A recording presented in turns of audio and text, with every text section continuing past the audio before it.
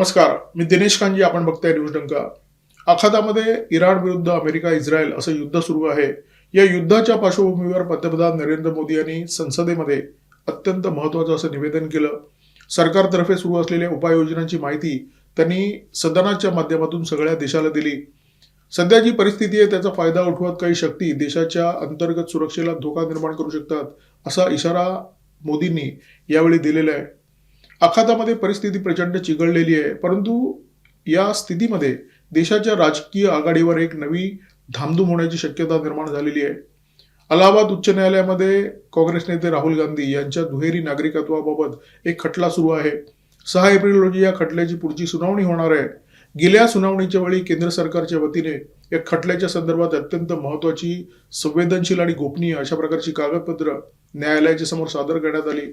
या खटल्याच्या निमित्ताने देशामध्ये एक नवं अराजक निर्माण होण्याची शक्यता आहे. काही शक्ती देशाच्या अंतर्गत सुरक्षेला लक्ष्य करण्याची दाट शक्यता आहे. भाजपा कार्यकर्ते विघ्नेश शिशिर यांनी अलाहाबाद उच्च न्यायालयामध्ये ही जनहित याचिका दाखल केली आहे आणि या याचिकेमध्ये त्यांनी जे काही मुद्दे मांडलेले आहेत ते अत्यंत सनसनाटी आहेत, अत्यंत खळबळजनक आहेत. काँग्रेस नेते राहुल गांधी हे ब्रिटिश नागरिक आहेत. त्यांनी ब्रिटनमध्ये एक कंपनी सुद्धा सुरू केली होती. ते ब्रिटनचे मतदार आहेत. त्यांनी काही निवडणुकांमध्ये मतदान सुद्धा केलं होतं. अशा प्रकारचा दावा या जनहित याचिकेमध्ये करण्यात आलेला आहे. विघ्नेश शिशिर यांच्या विनंतीनुसार या प्रकरणामध्ये, या खटल्यामध्ये न्यायालयाने केंद्र सरकारला सुद्धा पक्षकार बनवलेलं आहे. 20 मार्च रोजी या खटल्याच्या संदर्भात अलाहाबाद उच्च न्यायालयाच्या लखनौ खंडपीठामध्ये अत्यंत महत्त्वाची सुनावणी झाली. राहुल गांधी यांच्या दुहेरी नागरिकत्वाचा विषय अत्यंत संवेदनशील आणि अत्यंत गंभीर आहे. गेल्या वेळी अलाहाबाद न्यायालयाच्या लखनौ खंडपीठासमोर न्यायमूर्ती राजीव सिंह यांच्यासमोर जेव्हा सुनावणी झाली तेव्हा त्यांच्या आदेशाप्रमाणे केंद्र सरकारच्या गृह विभागाचे अधिकारी संवेदनशील कागदपत्रांसह सुनावणीसाठी उपस्थित होते. केंद्र सरकारच्या वतीने या खटल्यामध्ये एस.बी. पांडे हे वकील युक्तिवाद करतायत. त्यांनी न्यायालयाला विनंती केली होती की या प्रकरणामध्ये न्यायालयाने सादर करायला सांगितलेली जी कागदपत्रे आहेत ती अत्यंत गोपनीय आहेत, अत्यंत महत्त्वाची आहेत. त्यामुळे या खटल्याची सुनावणी उघडपणे न करता इन कॅमेरा करण्यात यावी, बंद दाराआड करण्यात यावी.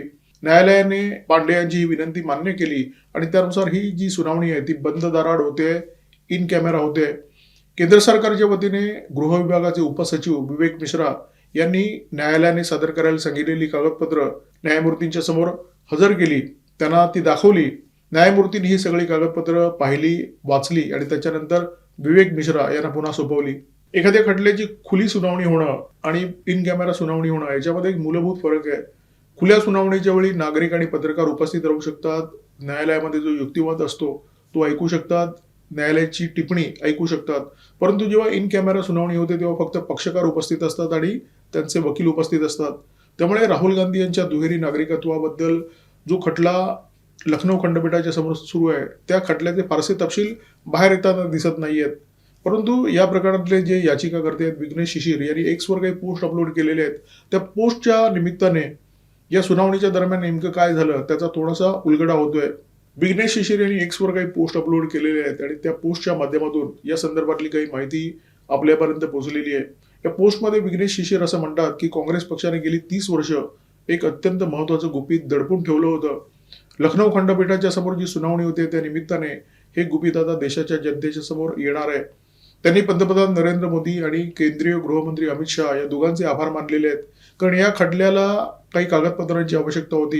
ही कागदपत्र केंद्रीय गृह विभागाकडूनच न्यायालयाच्या समोर सादर करता आली असती आणि ही कागदपत्र सादर करण्यासाठी पंतप्रधान आणि गृहमंत्र्यांनी हिरवा कंदील दिला. म्हणून विघ्नेश शिशिर यांनी त्या दोघांचे आभार मानलेले आहेत.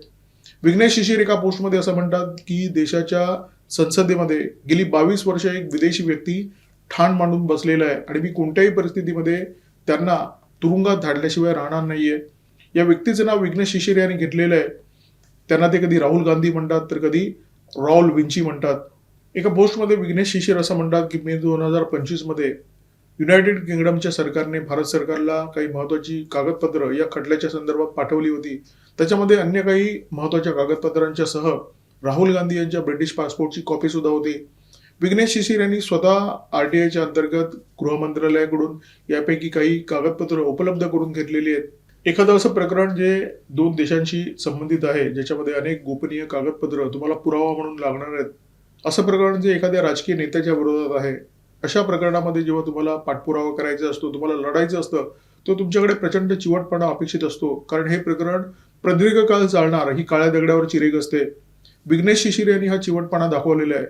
2024 मध्ये त्यांनी रायबरेली जिल्हा कोतवाली पोलीस ठाण्यामध्ये राहुल गांधी यांच्या दुहेरी नागरिकत्वाच्या संदर्भात तक्रार केली. त्याच्यानंतर या प्रकरणाच्या संदर्भात त्यांनी रायबरेली विशेष न्यायालयामध्ये याचिका दाखल केली. रायबरेली विशेष न्यायालयाने याच्या संदर्भात पोलीस ठाण्याकडून सविस्तर अहवाल मागवला. सध्या हे प्रकरण अलाहाबाद उच्च न्यायालयाच्या समोर, या उच्च न्यायालयाच्या लखनौ खंडपीठाच्या समोर सुरू आहे. विघ्नेश शिशिर बहुधा राहुल गांधी यांचं संपूर्ण वस्त्रहरण करण्याच्या मूडमध्ये आहेत. 4 दिवसापूर्वी त्यांनी एक्सवर आणखी एक पोस्ट टाकली आणि त्या पोस्टमध्ये ते म्हणतात, तुम्ही वारंवार परदेशामध्ये कशासाठी जाता, तिथे कुठे उतरता, कोणाला भेटता, परदेशामध्ये तुमची गुंतवणूक कुठे आहे, तुमच्या प्रॉपर्टी कुठे आहेत, कोणत्या प्रॉपर्टीमधून तुम्हाला भाडं येतं, याचा सगळा तपशील माझ्याकडे आहे. तुमचं परदेशामध्ये कुटुंब कुठे आहे, तुमची पत्नी कुठे आहे, तुमची मुलं कुठे आहेत, या सगळ्या गोष्टी एक दिवस मी चव्हाट्यावर आणल्याशिवाय राहणार नाही, असा दावा या विघ्नेश शिशिर यांनी या पोस्टमध्ये केलेला आहे. खरं तर विघ्नेश शिशिर यांनी जी जनहित याचिका अलाहाबाद उच्च न्यायालयाच्या समोर केलेली आहे तीच मुळात प्रचंड स्फोटक आहे. या याचिकेमध्ये त्यांनी राहुल गांधी यांनी ब्रिटनमध्ये नोंदणी केलेल्या बॅकअप्स या कंपनीचं नाव दिलेलं आहे. या कंपनीचा नोंदणी क्रमांक दिलेला आहे 4774-597 असा या कंपनीचा नोंदणी क्रमांक आहे. या कंपनीची नोंदणी करण्यात आली 2003 मध्ये आणि ही कंपनी बंद करण्यात आली 2009 मध्ये. म्हणजे तेव्हा कदाचित राहुल गांधी यांना कोणीतरी सांगितलं असेल की तुम्ही जर ब्रिटिश नागरिक असाल तर तुम्ही भारताचे खासदार तर सोडा, तुम्ही मतदार सुद्धा बनवू शकत नाही. कोणीतरी शहाणा सल्ला त्यांना दिला आणि त्याच्यानंतर त्यांना अक्कल सुचली. त्यांनी 2009 मध्ये ही कंपनी बंद करून टाकली. परंतु ब्रिटिश नागरिकत्व जे त्यांनी स्वीकारलं होतं ते नागरिकत्व त्यांनी सोडलं की नाही याच्याबद्दल तपशील उपलब्ध नाहीये. परंतु राहुल गांधी यांनी शेण खाल्लेलं आहे, त्यांचं तोंड काळं झालेलं आहे, हा दावा विघ्नेश शिशिर यांचा आहे. बॅकअप या नोंदणीकृत ब्रिटिश कंपनीचा पत्ता आहे 51 साऊथगेट, विंचेस्टर, हॅम्पशायर. म्हणजे पत्त्यासह, नोंदणी क्रमांकासह विघ्नेश शिशिर यांनी त्यांचा भांडाफोड केलेला आहे. आणि अशा प्रकारचा भांडाफोड करणारे विघ्नेश शिशिर हे पहिले नाही आहेत. याच्यापूर्वी सुब्रमण्यम स्वामी, भाजप नेते सुब्रमण्यम स्वामी यांनी हा भांडाफोड केला होता. परंतु विघ्नेश शिशिर या प्रकरणामध्ये न्यायालयीन लढाई लढतायत. राहुल गांधी यांनी ही जी कंपनी आहे बॅकअप्स, या बॅकअप्स कंपनीचे आयकर रिटर्न सुद्धा ब्रिटनमध्ये भरलेले आहेत आणि ते आयकर रिटर्न भरताना त्यांनी स्वतःची ओळख ब्रिटिश नागरिक अशा प्रकारे करून दिलेली आहे. नेमकं कोणत्या वर्षी राहुल गांधी ब्रिटिश झाले ते वर्ष या जनहित याचिकेमधून स्पष्ट होत नाहीये. परंतु युपीए सरकारच्या कार्यकाळामध्ये हे सगळं घडलं असावं असं मानायला वाव आहे. 2004 साली राहुल गांधी पहिल्यांदा खासदार झाले. त्याच वर्षी केंद्रामध्ये युपीएची सत्ता आली, ती 2014 पर्यंत कायम होती. तेव्हापासून राहुल गांधी आज तागायत म्हणजे 2026 पर्यंत खासदार आहेत. जवळजवळ 22 वर्ष सलग ते खासदार म्हणून जिंकून येत आहेत. याच काळामध्ये ते ब्रिटिश नागरिक झाले. याच काळामध्ये त्यांनी ब्रिटनमध्ये कंपनी स्थापन केली. याच काळामध्ये त्यांनी ब्रिटनमध्ये आपलं कार्यालय थाटलं, ब्रिटनमध्ये आयकर रिटर्न भरले. राहुल गांधी यांना बहुधा देशाचा नागरिकत्व कायदा माहिती नसावा. भारतामध्ये दुहेरी नागरिकत्वाची तरतूद नाहीये. जर तुम्ही भारताचे नागरिक आहात तर तुम्ही दुसऱ्या कोणत्याही देशाचे नागरिक होऊ शकत नाही. परंतु राहुल गांधी भारताचे नागरिक असताना ब्रिटनचे सुद्धा नागरिक झाले. त्याच काळामध्ये ते भारतामध्ये निवडणूक लढले. त्या काळामध्ये ते संसदेमध्ये गेले. म्हणजे भारतीय नागरिकत्वाचा जो कायदा आहे तो राहुल गांधी यांनी अक्षरशः पायदळी तोडवला. एका बाजूला त्यांनी देशवासियांची फसवणूक केली, दुसऱ्या बाजूला त्यांनी देशाची फसवणूक केली. देशाचा जो कायदा आहे त्याची उघड पायमल्ली केली. आता या खटल्याच्या संदर्भात मुद्दा असा निर्माण होतो की विघ्नेश शिशिर जो दावा करतायत की केंद्र सरकारने अत्यंत गोपनीय आणि महत्वाची अशी कागदपत्र न्यायालयाच्या समोर सादर केली आहेत, तो कितपत खरा आहे. तर हा दावा खरा आहे असं म्हणायला वाव आहे, कारण केंद्र सरकारचे जे वकील आहेत एस बी पांडे त्यांनी याच मुद्द्यावर न्यायालयाला विनंती केली होती की आम्ही केंद्र सरकारच्या वतीने न्यायालयाच्या समोर जी कागदपत्र सादर करतो ती अत्यंत गोपनीय आहेत, महत्वाची आहेत, त्याच्यामुळे या प्रकरणाची तुम्ही इन कॅमेरा सुनावणी घ्या. आणि न्यायालयाने ही विनंती मान्य केलेली आहे. दुसरी गोष्ट, काही वर्तमानपत्रामध्ये सुद्धा अशा प्रकारच्या बातम्या आलेल्या आहेत की अशा प्रकारची कागदपत्र अलाहाबाद उच्च न्यायालयाच्या लखनौ खंडपीठाच्या समोर सादर करण्यात आलेली आहेत. बरं, ही सुनावणी झाल्यानंतर विघ्नेश शिशिर यांनी केंद्र सरकारचे पंतप्रधान नरेंद्र मोदी यांचे, गृहमंत्री अमित शहा यांचे व्यक्तिशः आभार मानलेले आहेत. त्यांनी एक्सवर पोस्ट केलेली आहे आणि ही पोस्ट त्यांनी मोदी आणि अमित शहा या दोघांना टॅग केलेली आहे. या पोस्टमध्ये विघ्नेश शिशिर असं म्हणतात की या खटल्याच्या संदर्भात जी गोपनीय कागदपत्र आवश्यक होती ती आपण सादर करण्यासाठी मंजुरी दिली, त्याच्याबद्दल तुमचे मनापासून धन्यवाद. आता या पोस्टमध्ये या दोघांना टॅग करण्यात आलेलं आहे आणि तरी सुद्धा विघ्नेश शिशिर यांच्यावर आतापर्यंत कोणत्याही प्रकारची कायदेशीर कारवाई झालेली नाहीये. याचा अर्थ स्पष्ट आहे की केंद्र सरकारने ही कागदपत्र न्यायालयामध्ये सादर केलेली आहेत आणि विघ्नेश शिशिर यांचा जो दावा आहे की गोपनीय कागदपत्र न्यायालयामध्ये सादर करण्यात आली तो अगदी योग्य आहे. आता तुम्ही म्हणाल की इतकं महत्वाचं प्रकरण न्यायालयामध्ये झालं, न्यायालयामध्ये या प्रकरणाची सुनावणी झाली, केंद्र सरकारने कागदपत्र सादर केली, परंतु इतकं मोठं आणि गंभीर प्रकरण असून या प्रकरणाचा गडगडाट मीडियामध्ये कसा काही झाला नाही. मीडियामध्ये खरं तर हेडलाईन झाली पाहिजे होती, परंतु तशी हेडलाईन झाली नाही. त्याचं एक महत्वाचं कारण म्हणजे आखातामध्ये युद्धाचा गडगडाट सुरू आहे आणि त्या गडगडाटामध्ये बाकी सगळे छोटे मोठे जे गडगडाट आहेत ते दबून गेलेले आहेत. त्याच्यामुळे मीडियामध्ये याची फारशी चर्चा झाली नाही. परंतु 4 दिवसापूर्वीच हा धमाका झालाय अलाहाबाद उच्च न्यायालयाच्या लखनौ खंडपीठाच्या समोर. आता पुन्हा वळूया पंतप्रधान नरेंद्र मोदी यांनी संसदेमध्ये जे निवेदन केलंय त्याच्याकडे. मोदी असं म्हणाले की आखातामध्ये जे काही पेटलंय त्याचा फायदा उठवत देशामध्ये काही शक्ती देशाच्या अंतर्गत सुरक्षेला धोका निर्माण करू शकतात. आता या देशामध्ये कोणत्या अशा शक्ती आहेत ज्यांना या देशामध्ये पेटवापेटवी हवी आहे, ज्यांना या देशामध्ये अराजक हवा आहे, ज्यांना या देशामध्ये अस्थिरता हवी आहे. या शक्ती कोण आहेत हे आपल्या सगळ्यांना व्यवस्थित ठाऊक आहे, त्यांचं नाव घेण्याची गरज नाहीये. परंतु या शक्तींचा संबंध अलाहाबाद उच्च न्यायालयाच्या समोर जो खटला चाललेला आहे त्या खटल्याशी सुद्धा आहे. त्यामुळे या खटल्याचं निमित्त करून सुद्धा या देशामध्ये अराजक आणि पेटवापेटवी होऊ शकते, ही गोष्ट लक्षात घेण्याची गरज आहे.